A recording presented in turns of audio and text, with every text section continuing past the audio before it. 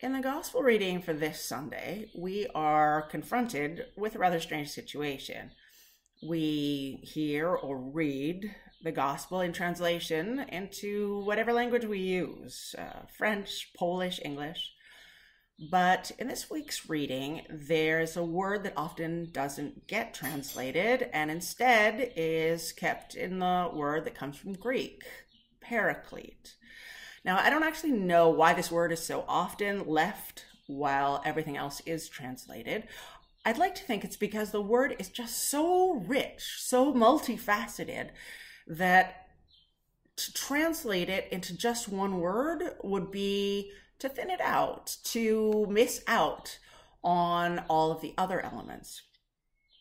So in trying to understand this word, if we were to look only at the New Testament, we wouldn't get very far. The word paraklet, parakleton, occurs only a handful of times, all of them in the Gospel of John. And this is the first one, where Jesus promises that God will give his people another parakleton.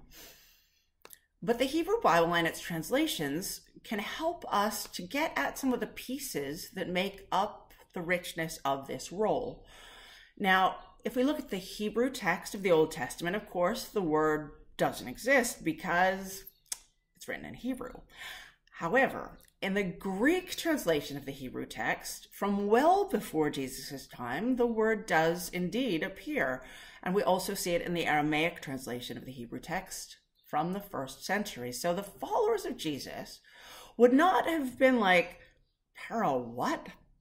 But would already have been familiar with the term and its connotations. So what can the Old Testament tell us about this paraclete job?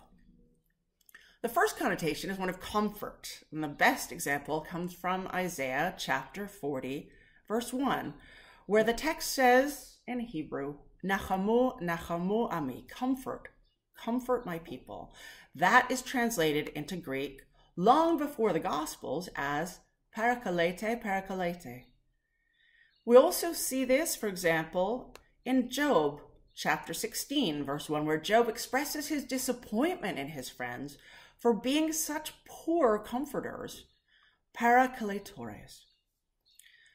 A second connotation can also be found in Job chapter 16, verse 20, and again in chapter 33, verse 23, where the Aramaic translation of the Hebrew word melitz is praklita.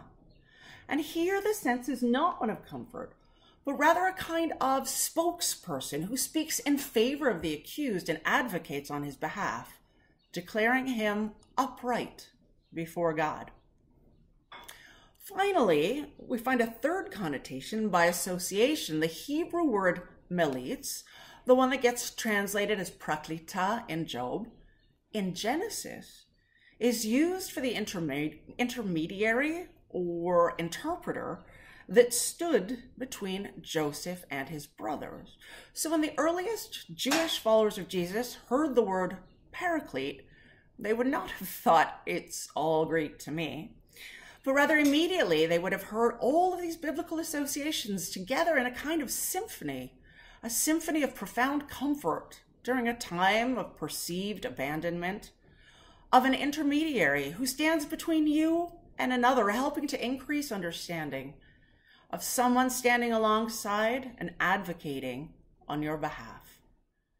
And just as a kind of postscript, it's interesting to note that the Greek word paraclete doesn't disappear in Judaism. We find it in later rabbinic literature used in some fascinating ways. And even today in Israel, in modern Hebrew, we still use this Greek word to refer to a legal defense.